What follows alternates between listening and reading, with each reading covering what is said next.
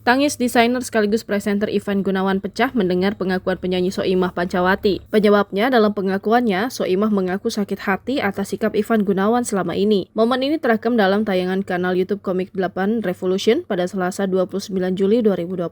Hal itu bermula ketika Soimah menyindir Ivan Gunawan yang hanya dihubungi ketika sedang berada dalam kesulitan. Bahkan terang-terangan Soimah kesal atas sikap sang desainer itu. Soimah merasa hanya menjadi pelarian ketika Igun dilanda ketakutan. Seperti musim pandemi, Igun mengadu padanya saat terinfeksi COVID-19.